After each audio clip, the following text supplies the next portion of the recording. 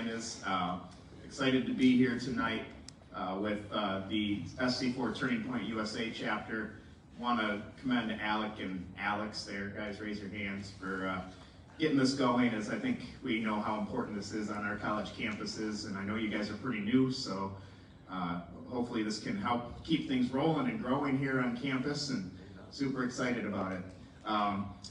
So I run an organization called Hope Rising, and we were bringing Ismael in tomorrow night to speak. So if you want to see him speak again, tomorrow night at Blue Water Christian Church at 7 p.m. he's going to be speaking on theories of race. And we saw the opportunity with these guys to help them bring a speaker in, and excited to have him here. About 10 years ago, I was at an event in a church in Detroit. Couldn't find it again to save my life. I don't know where it was. I don't know what it was called. But a friend of mine was speaking there for a Juneteenth event. And there was a series of speakers, and this one guy comes up and speaks, and it's Ismael Hernandez. And of course I remember him because we share the same last name, but he had an incredible story. And I am a believer that on the conservative side of things, we don't tell our stories enough. We try to argue policy, we try to argue facts, we try to argue figures, while the other side is making an emotional appeal. We aren't telling you who we are or why we are. I grew up in a Democrat home. I knew that we were a Latino family. I knew we were low income, and I knew my dad was a union worker. That was all I knew. And I knew that, or I thought I knew, that Democrats are for the poor and Republicans are for the rich, so we're just Democrats. And when I started to look at the core values of our family, I realized we had it backwards and we had it wrong. And my brother and I actually went through probably a 6-year-long battle with our dad to try to move him and help him realize that. And it wasn't facts and figures that moved my dad over to the conservative side. It was helping him understand what the American dream is, what his family came here for, the opportunity they came here for, and the opportunity that this country offers. And I think it's really important to bring speakers in that can speak to that. Hope Rising's goal isn't to speak to other conservatives, it's to get out in our community and show people what conservatism is through action, and to show them what it is through that emotional appeal, which is why we bring speakers like Ismael here. And I think as you listen to his story, you'll see exactly what I mean. So it is my pleasure to introduce the speaker tonight, Ismael Hernandez.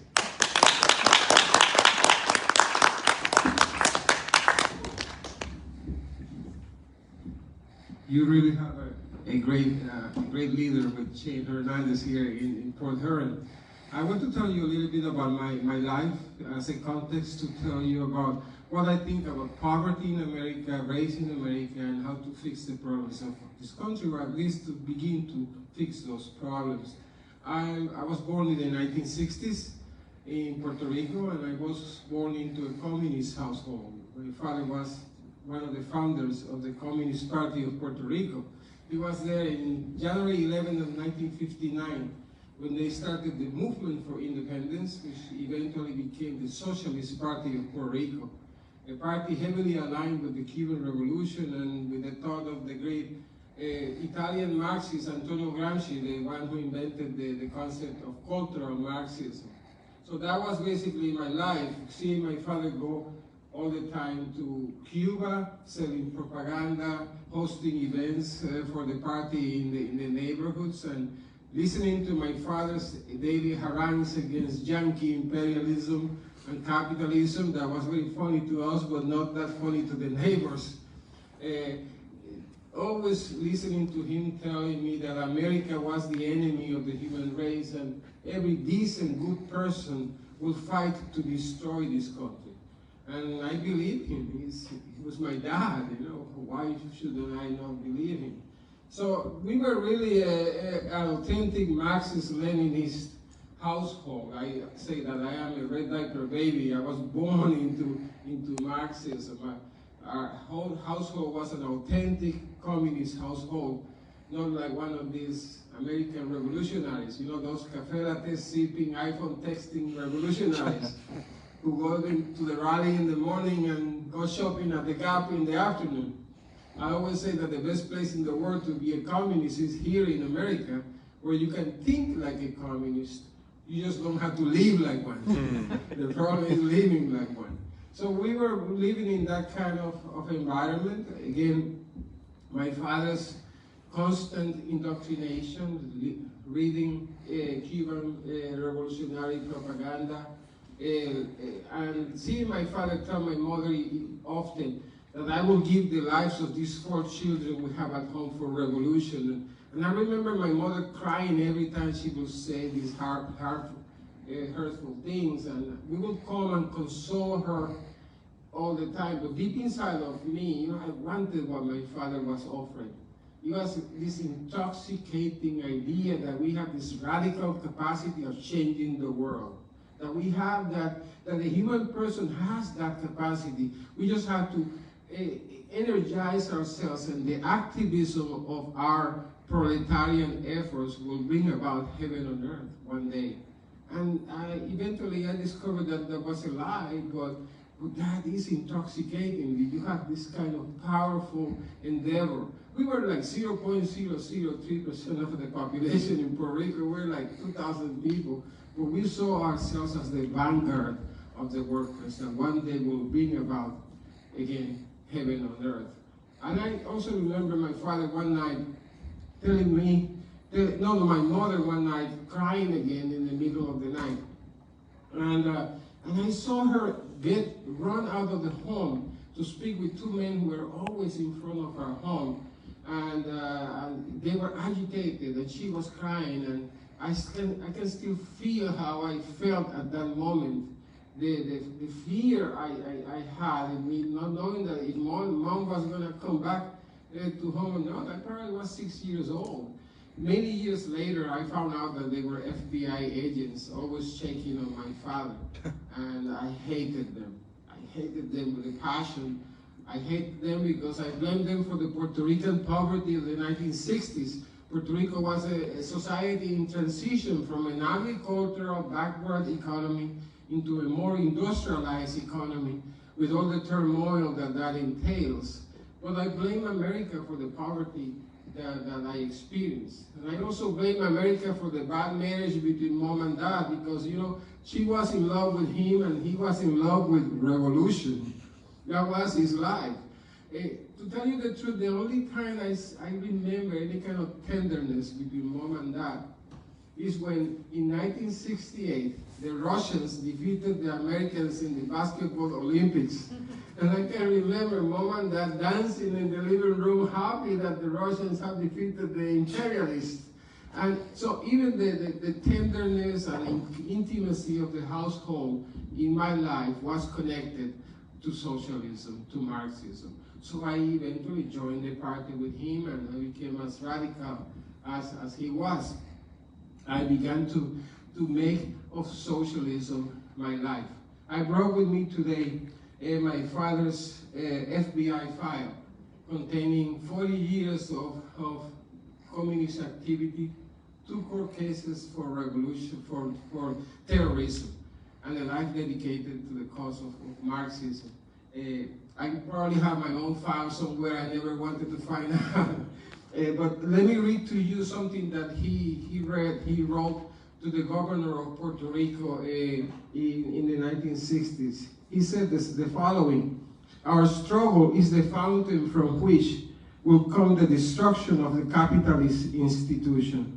The function of our party is to lead that struggle and move it from the economic to the political sphere, from a war against particular groups into a war against the entire system, to bring about complete economic and political transformations." That was the ideas of those were the ideas of my father, that all the elements of society collapse within the institutions and the affairs of the state, and one day we will capture power, we will capture the power of the state and bring about revolution. At the same time, my mom was, a humble Puerto Rican woman of the 1960s. She used to say, well, if he says we're communists, okay, we're communists. She didn't care about politics. She only cared about how I'm going to feed these 4 children we had at home, and when you cannot keep a job. Every time you get a job, you try to organize the workers for revolution, and here comes the FBI behind you, and you lost one job after the other. For many years, for about 3 years, we lived on $25 a week that my older sister would send my mother from New York. She was working in New York. $25 a week was all the income that was coming to the home. So I became even angrier at America. I'm blaming America for all the problems that we were experiencing. But Mom would sneak my brother and myself to go to mass with friends without my father knowing about it. You know, he would not have allowed it because he said that religion is the opium of the people that keeps you thinking on heaven while the capitalists are having a good time here on earth. As my father constantly said. He wouldn't have allowed us going to mass, but my mother would sneak us to go there, and I developed a sort of, double consciousness. Jesus and Marx, the revolution and the kingdom all merged together in one. It was a very confusing time in my life. I didn't know what to do with those ideas. And eventually I joined the party. I went to the University of Puerto Rico to study political science because I wanted to intellectually defeat America. That was my purpose in life. And at the same time, I still had these inklings about God that have been, it was a seed planted by my mom by sending me to mass with friends. And eventually, I always say that what was a good Catholic and communist boy to do eventually? Well, I joined the Jesuit order, of course. I decided to become a Jesuit and go out. This is the mid-1980s. Most of you have not been born yet. In mid-1980s, revolution was brewing in Central America. Liberation theology was being spread throughout the continent, and the Jesuits were at the forefront of that effort. That's why I wanted to join there. I remember being interviewed to become a Jesuit, and they wanted to know about my politics more than about my faith. And if I was not a radical, I was not going to make it to the seminary. And I remember that liberation theology started in the European schools of theology. It did not start in the favelas and the barrios, in the poverty of Central America. Young, smart, aspiring priests went to the universities of Rome and Tübingen, and they developed this new theory that merged Marxist historiography with Christian principles, and they descended over the face of Central America preaching this new gospel. And I wanted to be part of that. My father, who was an atheist, was jealous of me because he knew the Jesuits. So I did my first vows as a Jesuit, and they were going to send me to Sandinista, Nicaragua, to study philosophy. You cannot imagine what this meant to me. Nicaragua was the heart of the revolution at that time in Central America, and I was going to be part of the Sandinista movement in Nicaragua, and I was going to be studying philosophy in El Salvador, right there at the border between Nicaragua and El Salvador. I was going to go to the University of El Salvador to study liberation theology and live in Nicaragua. And I was going to be studying, again, at the feet of the masters of liberation theology. Ignacio Ellacuría, Juan Luis II, Gustavo Gutiérrez, Hernando Matos. All of these men were the men who invented liberation theology, and I was going to be their student. I was looking forward to that, did my first vows as a Jesuit, but it never happened. Those who were older here probably remember the 7 Jesuits who were murdered in El Salvador in 1987, and I was going to be living in the home where they were massacred. So out of concern for us, they decided not to send us to Nicaragua, and they wanted to send me to Fordham here in the United States. And I told them, I'm not going to America. I hate America. I hate the guts of the monster, as we used to call America in the party. And that's when I left seminary immediately. I did not want to be a priest. I wanted to be a Jesuit priest in Nicaragua fighting America. That's very different than just being a priest. So I left seminary angry again than ever against America. But some friends of mine in my tiny town of Isabela in Puerto Rico convinced me to come to get the guts of the monster anyway to further my studies in political science, to do my master's and PhD, and I landed at the University of Southern Mississippi, of all places. So you can imagine this black Puerto Rican boy who hates America lands in Dixie. All my peers were going to be realized. I couldn't understand that English. That's not English, but they speak there. I couldn't understand the word. I couldn't take the food. I couldn't take what you call coffee. It was really a cultural shock in my life that I didn't know what to do with. But I always say this, that is when my lungs were filled with the air of freedom, right there in Southern Mississippi. And you know why? Because for the first time in my life, I had the opportunity to challenge the safe assumptions of my ideology with an experience, a reality that had been trusted in front of me that I didn't want it, but I was confronted with that reality, and I had to make sense of it. And many times in life, we don't have that opportunity. You know, we live in a context, in a place. Things make sense for us in that place. And we sometimes don't challenge them because we are afraid of challenging things that are going to make us, place us in a situation that we don't understand. And I say that it was a grace from God that allowed me to have that opportunity to challenge the safe assumptions of my ideology. You know, ideologies, all of them, are like a prism through which we filter reality. We look at things, and you and I can be looking at the same thing, and we will interpret it differently because we are filtering it through that different prism of understanding. It's like a comfortable pair of glasses you put on yourself. And you know, you're so used to that pair of glasses, you don't want to put it to the side and try another one, because it's painful, it's difficult. And we have to be careful with all ideologies that give you this comfortable answer to all the problems of existence. But that happened to me. Certain things began to happen in my life in Southern Mississippi. The first thing that happened to me was that I had good grades. I don't know how I did it because I couldn't understand in class. I remember taking my tape recorder to class, recording the classes and going to my dorm and listening again and again to try to understand what the heck they were telling me. You know? But I had good grades, and one day they surprised me and they called me to the dean's office and offered me a full assistantship, paying me all my studies. And I said, you know, this is not supposed to be happening. I hate your guts and your rewarding me. This is not supposed to be happening to me. But I began to see dimly a new understanding of the human person. And that was important. As a Marxist, your dignity lies in being a drop in a great wave. And dignity is in the wave of the revolution. That's where you find purpose and meaning. Apart from that, you are just nothing. A curious accumulation of atoms destined to nothingness when you die. But I began to discover a new understanding of the human person, that each one of us is unique and unrepeatable, made in the very image and likeness of God, with a moral capacity of self-realization that is in you as an individual person. You have those capacities. The individual person matters because we mirror the Creator himself.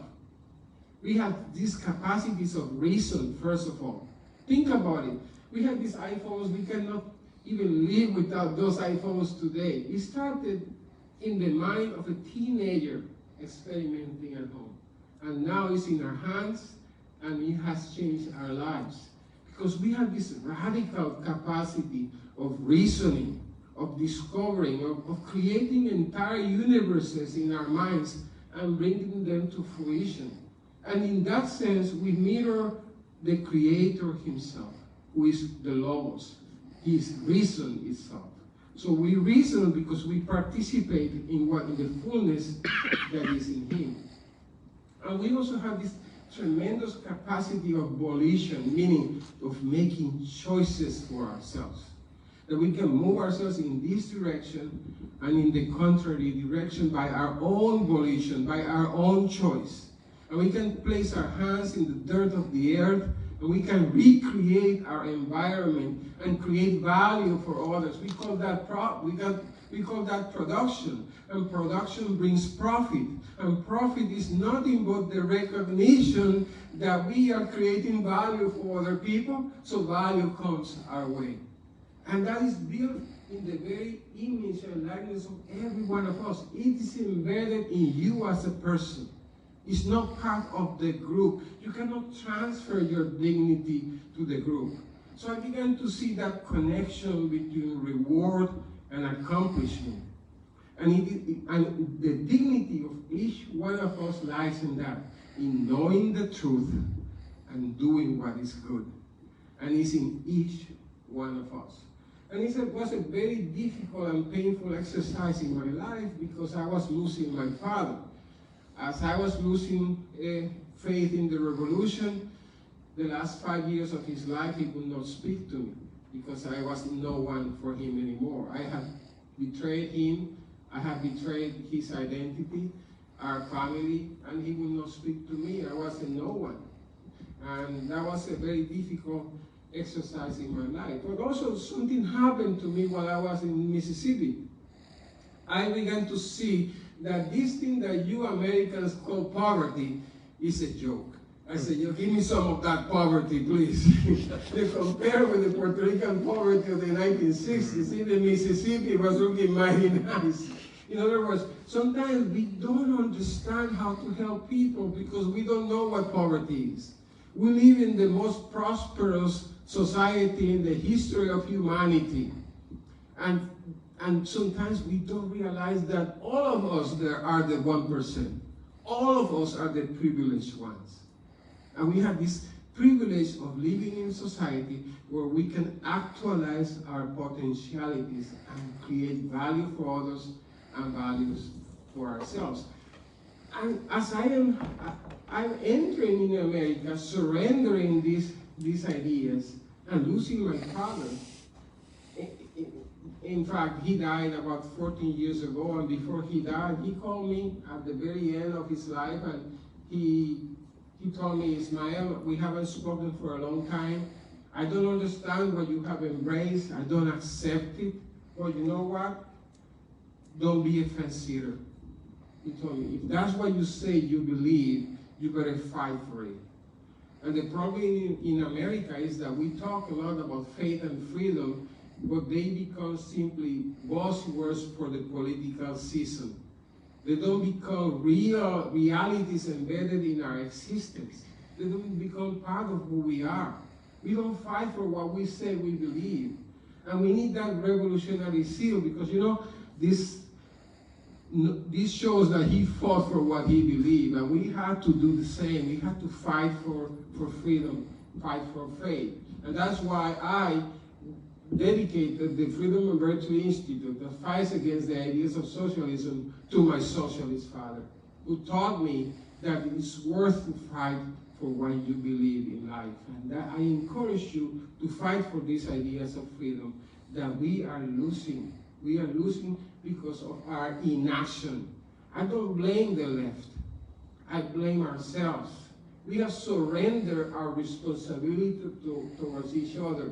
And we dump those responsibilities into the bureaucracies of the state. And now we blame the state because they don't do a good job. They're not supposed to do this job anyway. But we surrendered that responsibility towards each other. And I saw that as I engaged myself in work in ministry here in America, in the Catholic Church. I remember going to my church, and it still happens in America. The Christmas is coming, and what we do in our churches, we put a Christmas tree in the back, no? And the Christmas tree has a piece of paper, and the piece of paper has a name on it. And then we have created a bureaucracy in the church, and they grab the bike that you brought the next Sunday, and they dirty their hands with the poor. And you stay here in the pew, justified, feeling good about yourself, you know, thinking that we are taking care of those people. You know, don't come too close. We don't want to dirty our hands with you, but we are taking care of you. So we are imitating the bureaucratic ways of the state. Instead of seeing persons as capable, as engines of wealth creation, we see the poor as problems to be solved, mouths to be fed, and bodies to be clothed, instead of individual subjects of meaning capable of making choices for their own existence. Imagine if we create a revolution of entrepreneurship in America.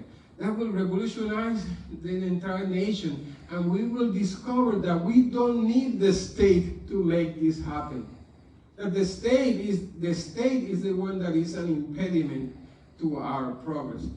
We have a program, it's called the Self-Reliance Clubs. I want to tell you about it. About 9 years ago, I went to a food distribution, a school supplies distribution program. Happens every summer, as you know, here in America. And what did I see there? I saw a bunch of black and white, black and brown kids getting the free, cheap school supplies from a small group of white people. And everyone was celebrating. I was fuming. I asked myself, why is always us in the receiving end? You know, I don't want to be in the receiving end. I want to be in the giving end. It feels better when you are in the giving end.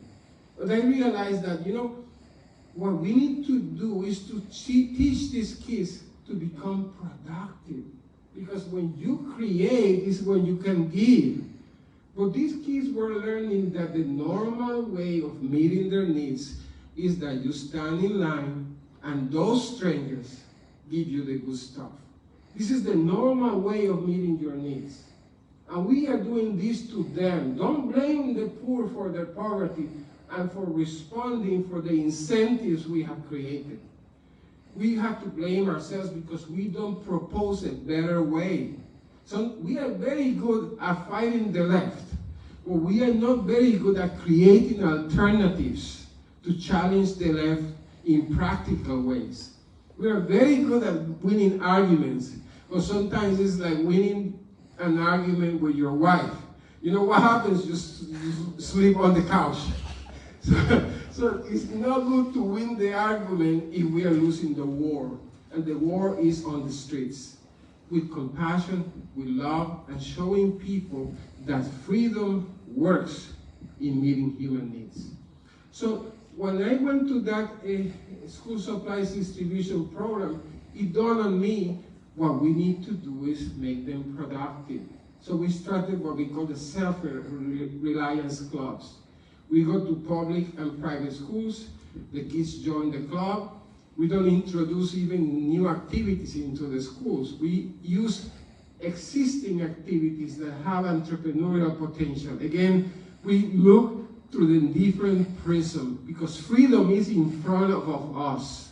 It's not a contraction that you add into reality. It's there. We just have to transform reality and see reality with a new set of eyes.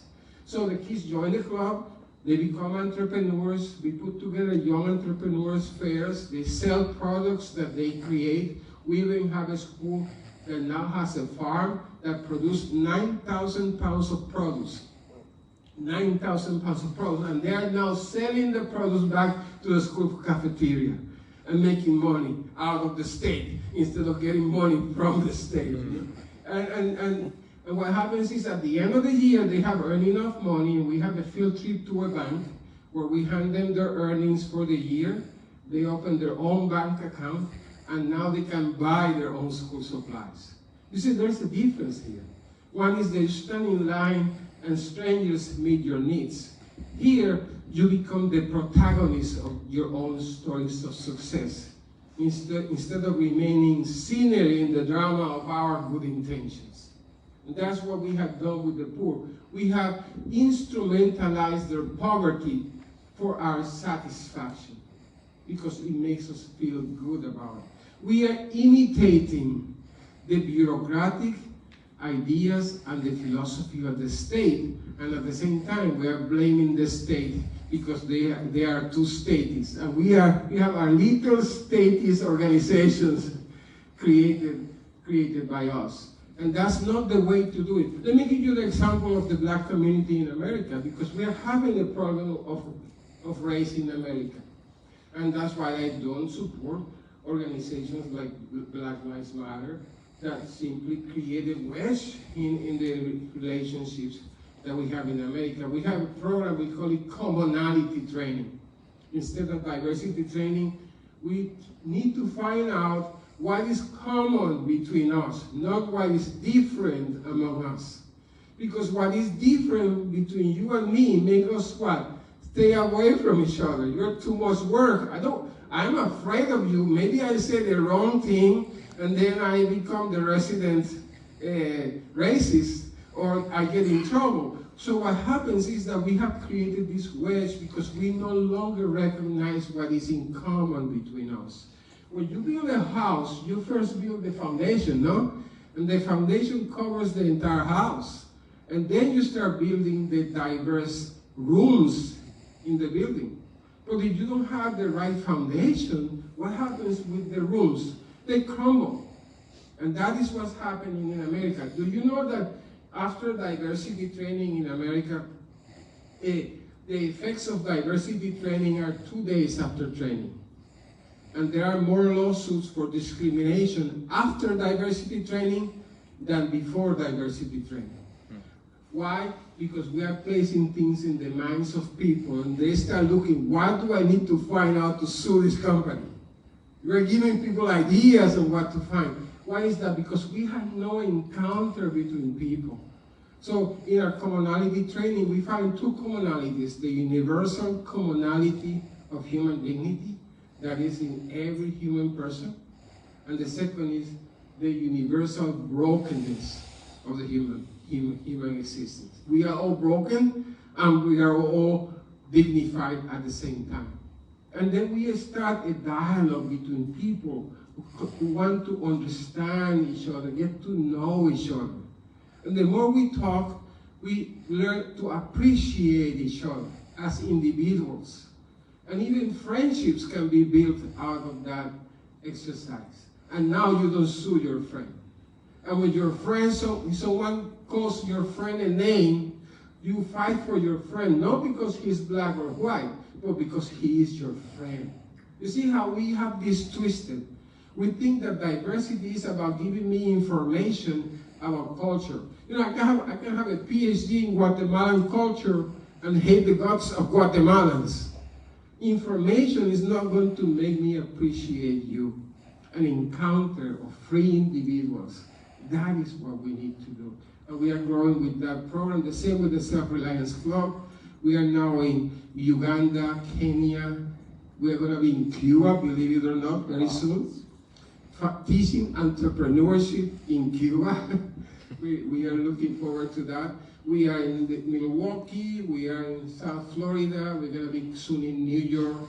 And in Milwaukee, very soon, our program will not have to ask for donations from anyone because the kids, through their entrepreneurial initiatives, will sustain the entire program. We'll pay the salaries of those who are working in the program. Wow. We want to show that freedom works to meet human needs. And that's what the example of the African American community I wanted to give to you. One of my greatest joys is to speak with older African American men. And two things always come from those discussions. Number one, they hate the segregation. Who wouldn't hate segregation when you have a society invested in the perpetuation of your degradation? You would hate that kind of society. But ironically, the second thing that I always hear is that they long for the days of segregation. And you know why? The little they had, they built it themselves. The little they had pride because they have built it themselves. They have created civic organizations, mutual aid societies. The church became the hub of the community, and in their poverty, they were still strong. In their poverty, they were strong, because poverty starts in the soul, not in the pocket. It ends in the pocket because there's a problem here in the soul. And if you needed some help, you will go to your pastor, and the pastor will tell you, I'll help you, but I better see you on Sunday. You better treat that woman right. You better stay in the straight and narrow. In other words, there was a moral expectation attached to the gift. And that kept the community strong. But what is the value of the welfare state? The opposite.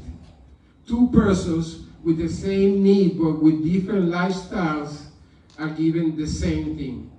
You go to an office, they ask you for your social, how much you make, here's the check. Here's the reward for your poverty.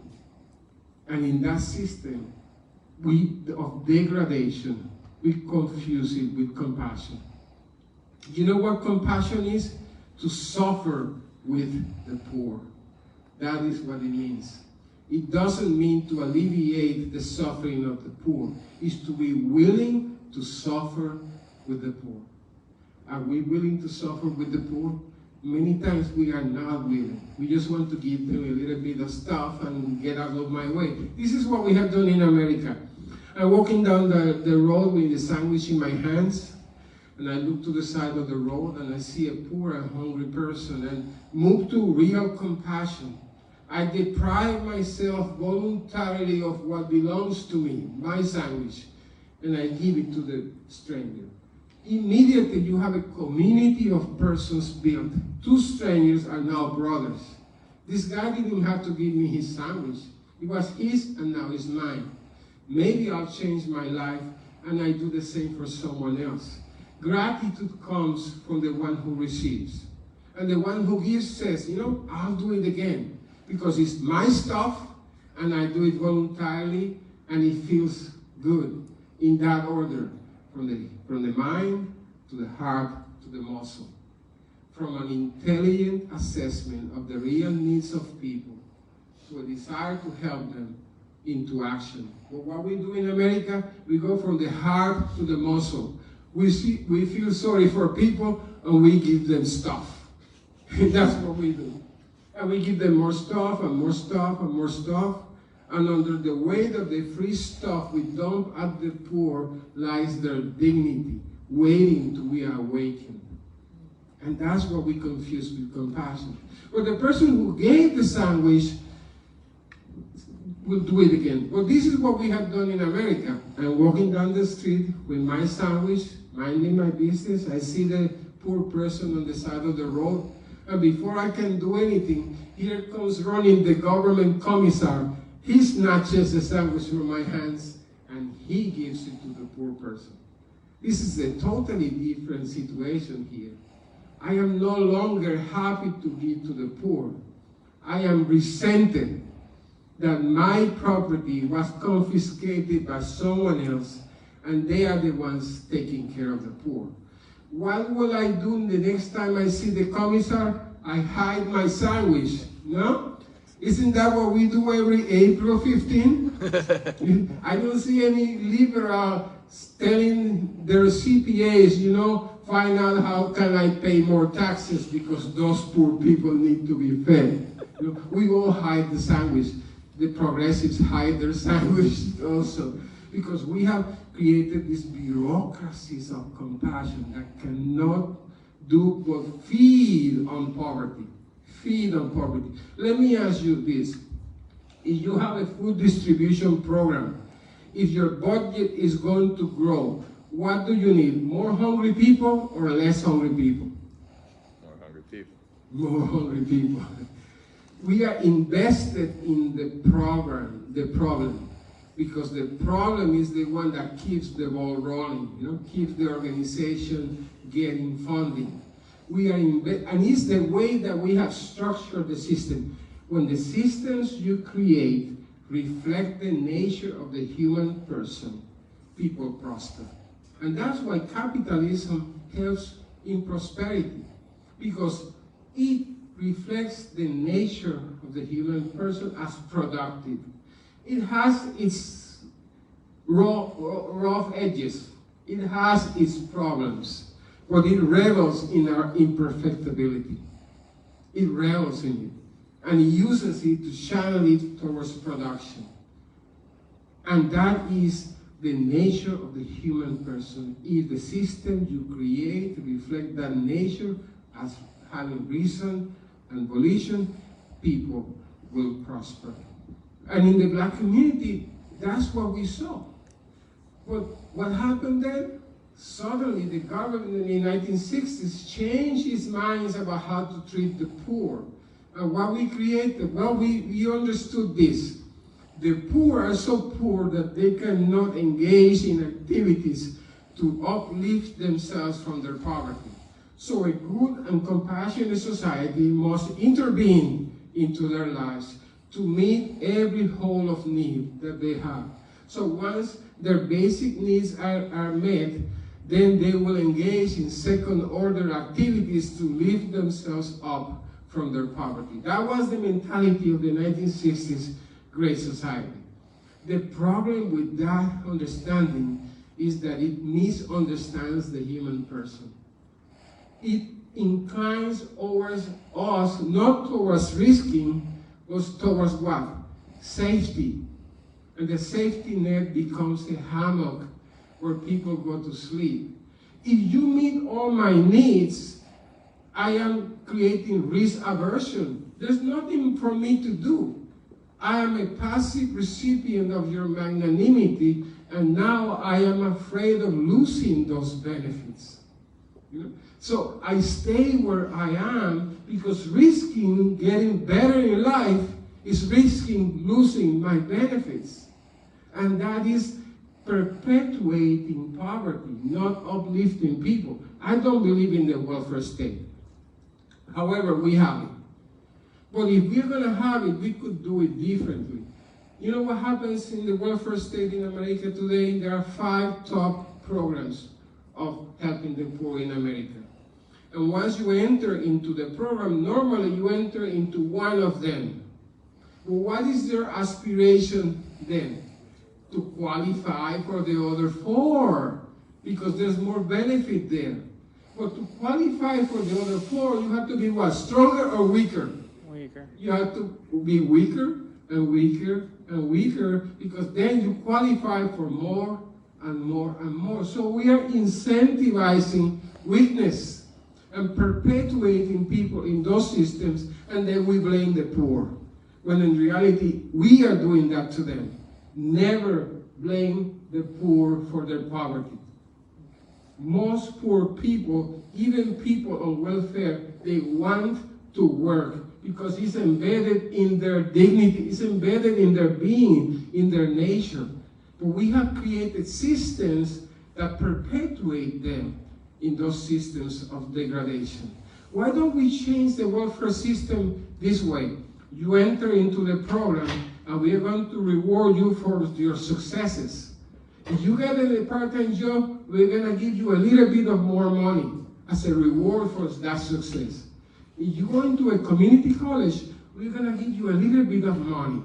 Every time you accomplish something positive, we will reward that success, and there will be a limit where then the money will stop. But by then, probably you have a full-time job and you have a degree. And you can tell the system, thank you so much for helping me until here. I can take it from here. You see, we are rewarding strength instead of rewarding weakness. But who benefits with weak people? The bureaucrats, the politicians. And that is the enemy, right there. That's the enemy. We need to renew our civilization, renew our society with the ideas of freedom. And we have to do it with compassion, with love, and with alternative programs that show in practice that freedom can meet the needs of the poor. And I finish with this. You know, my wife is from Chicago, African American. We have a daughter. They're covered, I tell you. But my daughter graduated from a good Catholic school with, let me brag about her for a moment, 5.0 percentage. She was a very good student, and she was invited to a scholars night at a university that will remain unnamed. And my wife and her, they went to the reception. When they enter into the program, But they looked, there were only black and brown kids. And she said, this is rare. There are no white scholars in this university. You know what happened? Very soon they found out that this was a gimmick to get us Negroes in the university. So some bureaucrat will punch the percentage of us that were there. Because there were people there with 2.3, 2.1, they very low GPAs. They just wanted us Negroes in the university. And she told me, Dad, I don't want to be here. You know what? They did not see me. They didn't see me. They saw the right color, and they didn't realize that I busted my butt for 4 years working really hard, and I deserve to be here. It's my right to be here. If I go to that university and I'm walking around, what are they going to say? He's here or she's here because she's black, not because I deserve to be here. I don't want you to get in the way of my success because I'm black, but I don't want your brownie points either. Don't disrespect me with that, in that way. And we have changed the idea of what is important in life, and we are now making an idol out of race. We are making an idol of race as if our race is the heart of our identity. And that is a complete lie. We have to snatch it from the heart of our identity and put it to the side and discover each other as unique and unrepeatable brothers and sisters that come to help each other and to love each other. Thank you for your attention. If you have any questions, I'll be more than glad to answer. Any questions? Yeah, if you were going to go back in history, when was it that the government did not give away money or anything for that matter? When was the last time the poor people were free from any? In the late 1800s. That's the first time that the government begins to intervene in the questions of poverty alleviation. In fact, until then, about 99% of all the charity for poverty in America was performed by Christians and by other people of faith. And the other 1% was mostly the local municipalities, not the federal government. But some things happened in the late 1800s. For example, there was a number of floods in these different parts of the country, and for the first time, the federal government intervenes in the time of crisis. Well, you know what happens with government intervention? The government is supposed to intervene and recede. Does that ever happen? Once the government comes in, it stays in, and that's the first time. You know what Christians used to do in the 1800s when you will go to a soup kitchen? They will make the food intentionally not that tasty. And you know why? Because they say, we want to feed you, but we want you to hate this condition of dependency. Because in hating this condition of dependency, that's the springboard for wanting a better life. Now we give people Ritz-Carlton quality food for free. I don't know about you, but I stay at the Ritz-Carlton. We incentivize dependency. And those days, oh, you are an able-bodied man, they will give you an axe. They say, go and cut some wood, because there are old ladies here, the winter is coming, they need some wood for the winter. Let me see what you are made of first. And after that, we'll have a conversation. You see, there was always this moral expectation that kept people strong in their resolve. Of course, there is a difference between a crisis situation of need and the condition of poverty. If I see you bleeding on the side of the road, I don't come to you and tell you, be self-reliant. You need an ambulance. In a crisis situation, you intervene precisely because through no fault of your own, you cannot do it at that moment. But it has to be always in view of uplifting you from that condition. What we have created in America is that we confuse poverty with a crisis situation of need. And it becomes a perpetual crisis situation of need. And people find meaning in crisis. You know why? Because it's the only time that they are seen. They involve others in crisis because finally someone pays attention to them. It's a crisis of meaning, not a crisis of stuff that they need. And we need to, you know, I am upset with us because we surrendered that responsibility towards, and we let the government take care of the poor. It was our job, and we allowed it. The second thing that happened during those days was the social work system. For the first time, we made helping the poor a profession. And that those social workers were instilled with Marxist ideology. And they took hold of those schools of social work and sociology and began to recreate the way we help the poor. And little by little, since the late 1800s, we began to change the way we look at the problem of poverty. Today in America, we spend between 1.2 and 1.4 trillion dollars a year in poverty alleviation between the federal government, the states, and the nonprofits. 1.2 to 1.44 trillion dollars. Only 4 countries in the world, the entire budget of the whole country is $1.4 trillion. And we are still said, they tell us that we're not doing enough. We're not doing enough.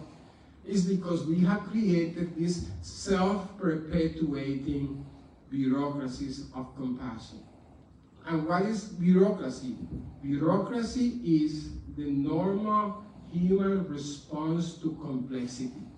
That's what bureaucracy is.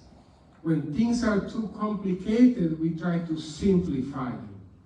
And in simplifying them, we embrace numerical exercises. And we depersonalize. You know, you become, instead of Johnny Smith, case number 1. I can handle cases. I cannot handle individuals because you are too complicated. And I can count bags of food. I can count that, you know. But don't tell me about your existential needs. That's too complicated. So we gravitate towards meeting biological needs and depersonalizing a deeply personal exercise. And that's why we are in the problem we are. Yes. I've appreciated everything you've said. It's been wonderful. I was wondering if we could hear the quote that you gave that your dad had said way back, so we could hear the comparison there. This one? Yeah. Do you want me to read it What again? he actually wrote, yeah. Yes. He said that our struggle is the fountain from which the destruction of the capitalist institution will come. The function of our party is to lead that struggle and move it from the economic to the political sphere, from a war against particular groups into a war against the entire system, to bring about a complete economic and political transformation. In other words, it was very collectivist. We as a group will take the collective, and once you transform the structures of society, then things will fall into place. That was Marx's idea.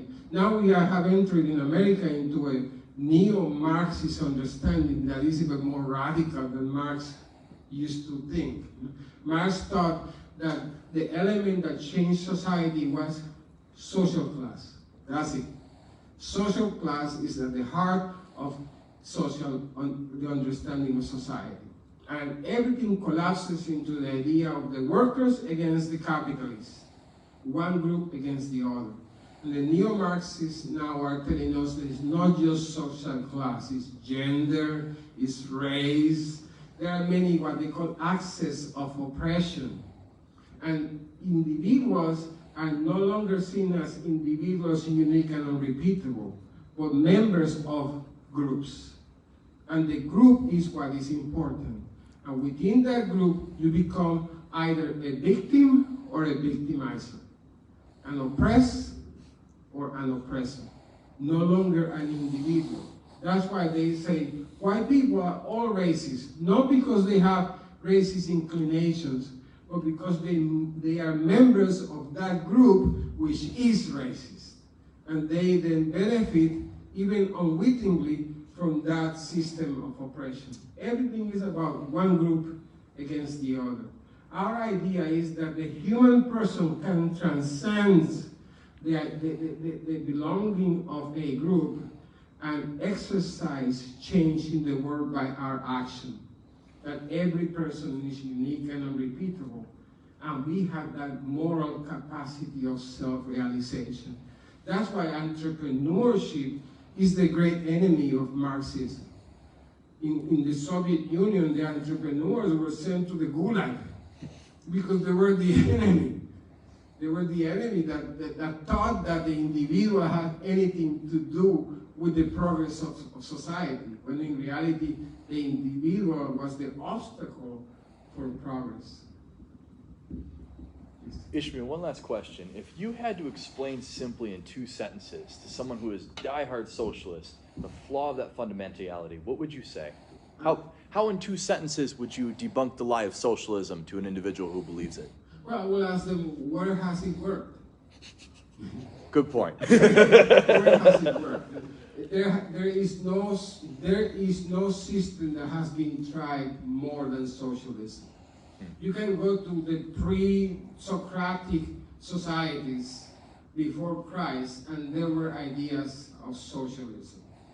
And it has been tried again and again and again and again, and it doesn't work.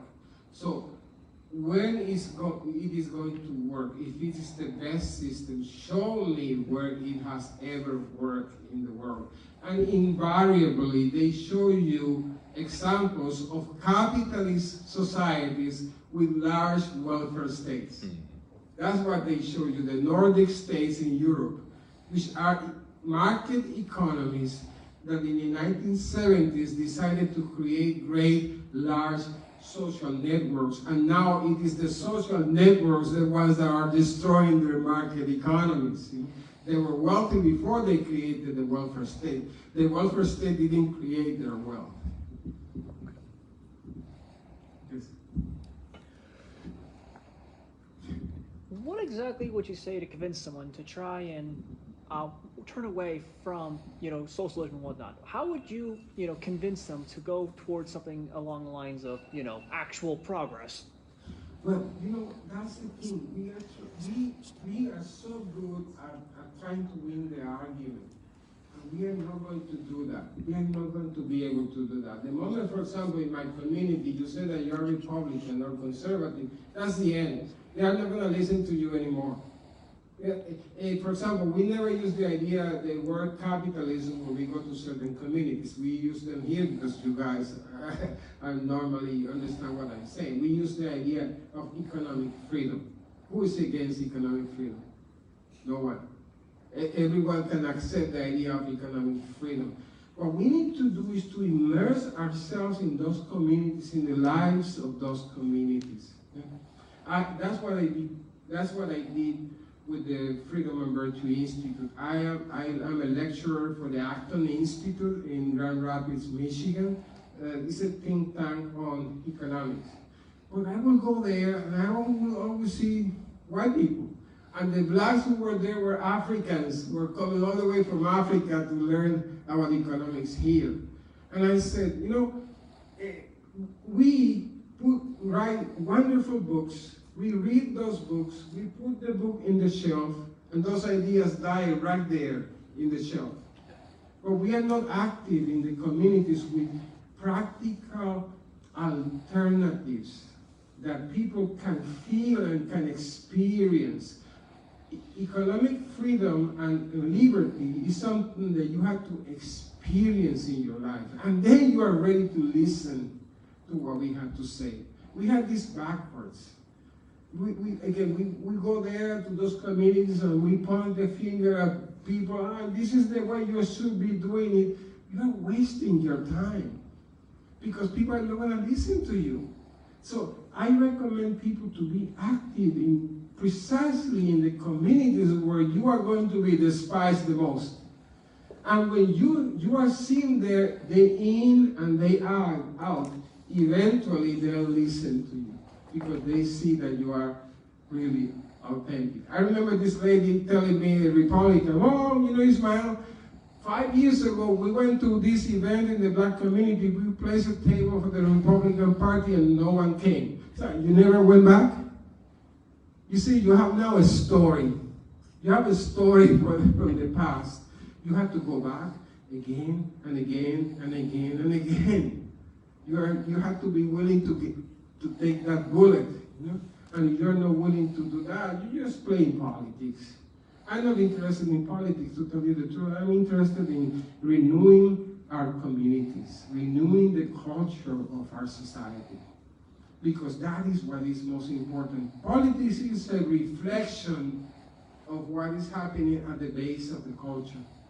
And if we lose the battle for the culture, we will lose the political battle again and again and again. So get involved in communities and help create simple, practical, meaningful, simple projects that place the poor as the protagonists of their stories of success, that they see you active in their lives, and that will work.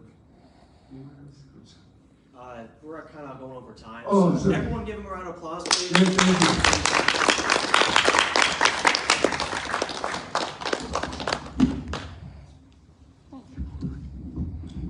And I want to start off by thanking all of you for coming to this event. This event was organized by TPUSA. I want to thank again Alex Smogy. I'm Alec Beaton. I am the chapter president of the TPUSA chapter at this college. I'm also the youth chair for the GOP. And he's right, you know, about inaction. And that's why we, TPUSA, are active at this chapter. We're active at Marysville High School. We're active at Richmond High School and various other high schools coming up because we want to speak. The only way we're going to counter any of these thoughts that are going to tear apart our country is by intellectual discussion. And if you want to counter, you got to speak up and volunteer. And that's the message I want to bring to all of you too, is that if you want to step up, you're tired, if you're angry, and if you're young like me, you're energetic, you need to use that energy. You need to sign up and volunteer and get involved, because I'm not going to be the only one doing it. It can't just be me, you know. It can't just be Alex, it can't just be anyone else. It has to be you. And inaction is our downfall. So if anyone want to talk to me afterwards, you want to sign up, join, table, do anything, let me know. Otherwise, once again, I want to thank Mr. Hernandez for coming up. And he's selling a book outside. It's on the table. If anyone wants to purchase this book, go right ahead. There's also some free pins, free literature, free flyers. You want to pick those up as well, go right ahead. Thank you guys for attending, and that'll be all. Oh. What time is he speaking tomorrow at Hope Rising? 7 o'clock. He's speaking at 7 o'clock tomorrow at Hope Rising. You want to speak? He's speak again? At Hope Rising Church. Thank you.